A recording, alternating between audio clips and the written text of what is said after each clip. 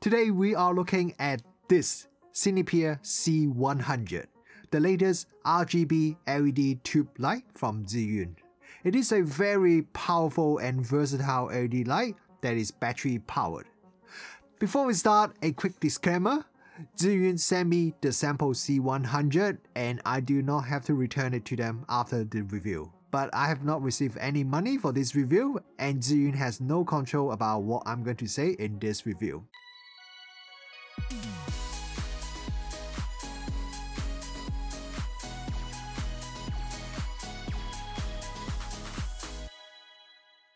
Alright, let me quickly go through some of the specs first. The C100's maximum power is 100 watt. You can adjust the output light between 2700 to 6500 Kelvin.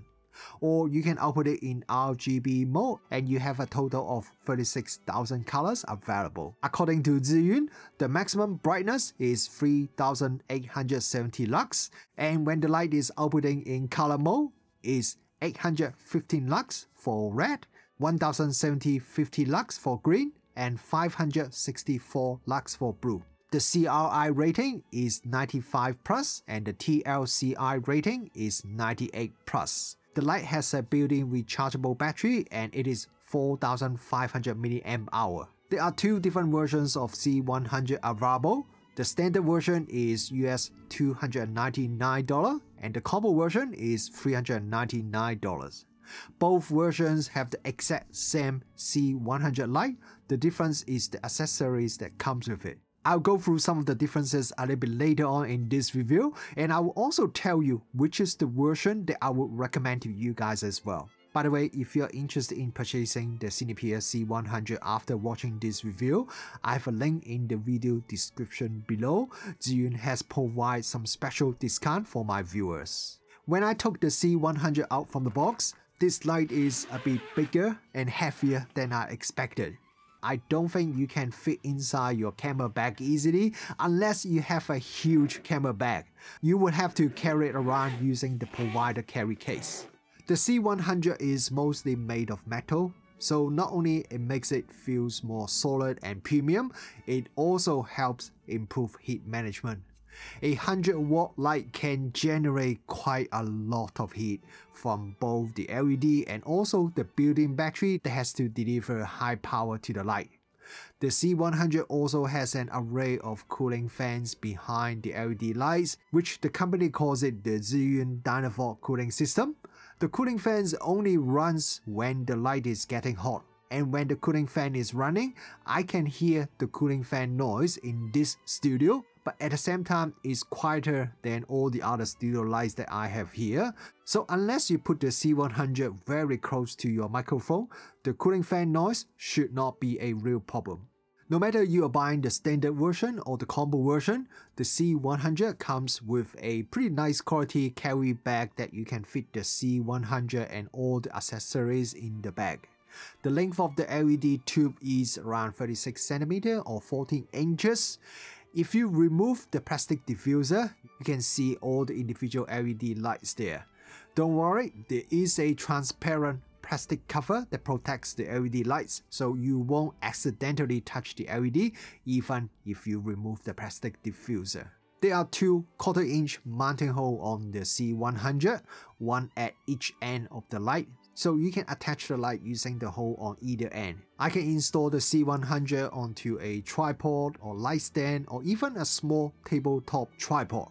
I could also mount the C100 on a boom stand, and most of the time I could get away without having to add any counterweight to the opposite side of the boom arm because the C100 is not really that heavy. This makes setting up the light and adjusting the position very quick and easy. If you buy the combo version, it comes with an extra light clamp that gives you even more flexibility on how you can mount the light. There are two buttons and two knobs on the light. One is the power button, one is the mode button. The two knobs are for adjust and choosing the settings that you want to change. There is a screen next to the buttons. It's not a very big screen, but it displays all the important information quite clearly, no matter when I use it at night or during the day under sunlight. To avoid user from powering on the light accidentally, especially when the light is in a carry case, you have to press the power button once quickly and then do a long press to power on the C100. Now, while I do appreciate safety features like this, quite often I find myself press the power button too fast or too slow and the C100 would ignore my button press. Another thing is, it would take about 5 seconds for the light to switch on. 5 seconds may not sound like a very long time, but it's actually quite long. This is especially when I'm in front of the light and cannot see the screen, so I don't know after the double press whether the C100 is powering on and I just need to wait a few seconds, or could it be I just didn't press the power button with the correct timing. Or could it be I pressed the mode button instead of the power button, as these two buttons, they have the same shape and they are just next to each other, so it's quite easy to press the wrong button. The Zhiyun Cinepeer C100 has all the usual light mode that you would expect. We have CCT, HSI, RGB, so you can output light in either RGB or non-color. There is the FX pixel mode, which different part of the light tube would light up in different colors and the color would keep changing. It looks really cool and I have already used it quite a few times to create some special rainbow color effect for some of my photos or videos that otherwise I have to use multiple RGB light to create the same effect. Because this FX pixel mode is really interesting and useful, I really hope users can create their own color pattern and effect using the smartphone app so you can light up the tube light in exactly the way you want. I think that would be cool if Zhiyun can implement something like that in the future. We have the normal effects mode that the light would flash in different pattern and color. There is also the music mode that the light would respond to the ambient sound.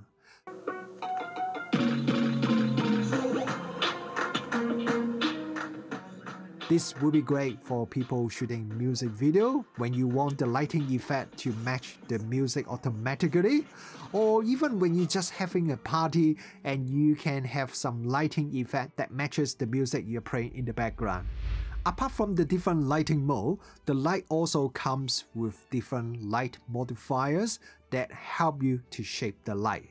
There is a plastic clip-on diffuser that is already pre-installed when I took the C100 out of the box.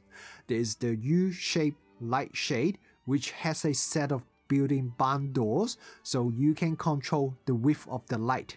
There is a soft diffuser that you can attach to the barn door to soften up the light a bit more. If you buy the combo version, there is also a grid for you to have more precise control of the direction of light coming out from the C100. While the grid or the diffuser, they are not as big as the one that we usually use with the normal studio lights, and also these modifiers are of a long rectangle shape instead of the usual square or circle shape. So the result is not quite the same as the normal studio light with the light modifier attached. But one thing I really like about the C100 is that when I'm shooting product photos or videos or doing my toy photography, quite often I want to add a light that is directly above my subject or somewhere very close to it. With my usual studio light setup, with the softbox or any other modifier, it is a bit big and heavy, so it's a bit hard to position the light close to my subject. And if I want to mount my usual studio light on a boom arm, I also have to use some counterweight to balance the boom arm. But with the Cinepeer C100, this is much easier because the C100 is much lighter than a normal size studio light, especially with the light modifier attached. And also because of the smaller size, I can position the C100 quite a bit closer to my product than a normal studio light. I can also reposition the light a lot easier as well. So the result I got is pretty good, even though the light modifier isn't as big as the one that I usually use with my normal studio light. For a battery powered tube light, the C100 is bright, pretty bright. I mentioned before the official figures say the maximum brightness is 3870 lux. To show you how bright this light is, let me do a quick test in my garden at night. My garden was almost completely dark, and if I use my Aperture MC, which is a pocketable light that is pretty bright, even when I run it at full power, the video is still pretty dark. Now I switched to the Cinepeer C100. It light up the garden pretty well, and this is with the plastic diffuser attached. If I remove that plastic diffuser, it will be even a bit brighter. To be honest, I don't think that plastic diffuser really make the light much softer unless your subject is at a very close distance. So if you want the brightest output, you could just remove the plastic diffuser. And here is another comparison, comparing the C100 with my Aperture 100D light, which is a really bright 100-watt light. This is just with the bare light, without any light modifier attached. The C100 is doing pretty well even when compared to the really bright Aperture 100D. If you switch it to the RGB mode, it is not quite as bright as the non-color mode, but it's still not bad. Look at the brightness when I cycle through the different color output that is available, and this video was recorded using the same camera setting as the previous test. So if you want to compare the brightness, you can just wind back the video a little bit. And if that is not bright enough for you, you could get 4 C100 and put them together as a panel light. You can also group them together using the app, which I will talk about very soon, and control them together just like a single big 400-watt light. With this, not only it is much brighter, but the light should also be quite a bit softer as well. The official figure from Zhiyun says the built-in battery can last 54 minutes when the light is running at 100-watt power, or 129 minutes at 50 watt, or 338 minutes at 20 watt. From my own test, running at 100% power at 5500K, I managed to get around 46 minutes of runtime. And when running at 50% power, also at 5500K, I managed to get 105 minutes of runtime. It is a bit shorter than the official numbers, but it's still very good result, especially since the C100 is a really bright light, so quite often you won't need to run anywhere near full power, and that will give you longer runtime. Right now, I'm recording using a C100 as my main light, and I'm running it at just under 20% power. And with this setting, I have managed to record 5 videos, which together was around 4 hours without having to recharge the battery. A lot of lights would either has a DC plug or a USB-C plug for you to charge the battery or power the light. But interestingly, the C100 has both a DC power plug and a USB-C connector, so you can use either of them to either charge or power the light. If you buy the standard version, it doesn't come with any DC power supply, so you will need to use your own USB-C power source to power or charge the light. If your USB-C power supply doesn't have high enough power, then you can only charge the light. You cannot use the light at the same time when you are charging. But if you plug in a high power PD USB-C power supply, then you can charge and use the light at the same time. If you buy the combo version, then it will come with a DC power supply and also a little carry bag for the power supply. Okay, now let's talk about the smartphone app. Just like a lot of other latest LED lights in the market, the C100 can also be controlled by a smartphone app called ZY Vega, which is available for both Android and iOS. I haven't used this app before, so this is the first time I install and use it on my phone. And I found the app is pretty easy to use and the layout of the UI is also pretty sensible. When you start the app, it will automatically detect if there's any C100 nearby. Connecting the light or multiple lights is quick and easy. You can then control the lights either individually or all of them together, or you can create groups and assign your light to different groups. We have all the usual control that you would expect, like changing the power or color of the light, or copy a particular color from real world. You can also put the light into sleep mode and then wake them up remotely from your smartphone app. And you can also create presets, and there are also other features available. There's one tiny feature but I really quite like is that you can tap on the light bulb icon on the screen and you will have that light start flashing. This is very useful when you have multiple lights of the same type connected to the app, so that you can use this flashing feature to locate the light that you are going to control. So I have been using this Zhiyun Cinepeer C100 lights for about a month now.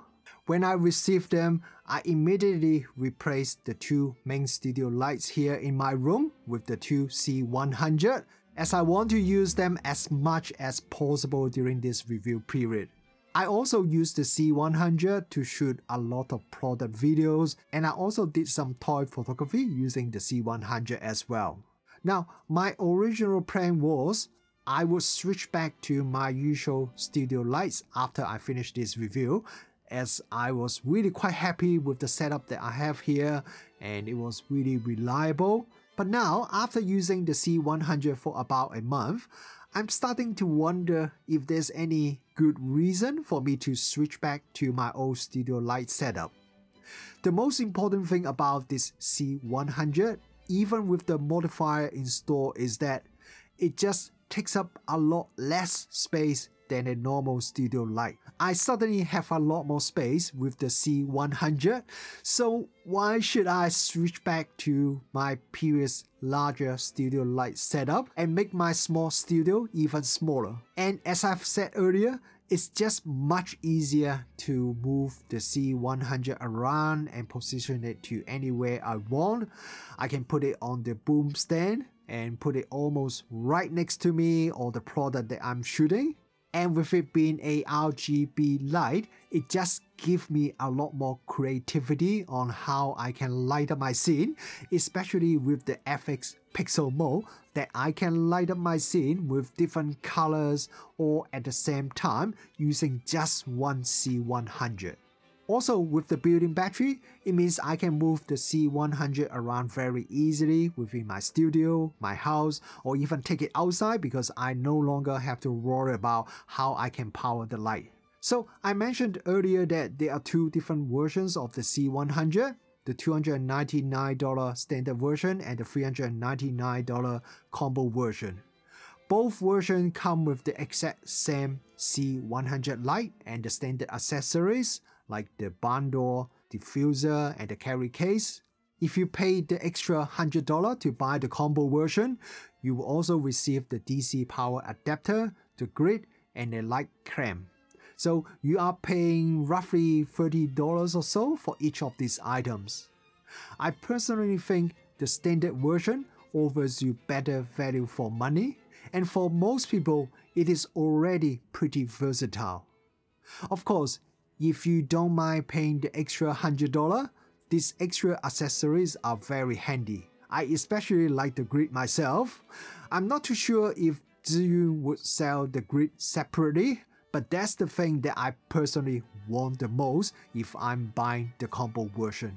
So anyway, what do you guys think about this Zhiyun Cinepeer C100? Will you be interested in getting one or two or four yourself? And which version would you get? Or do you know a better alternative than this C100? Drop a comment below, I'll be interested to hear your thoughts.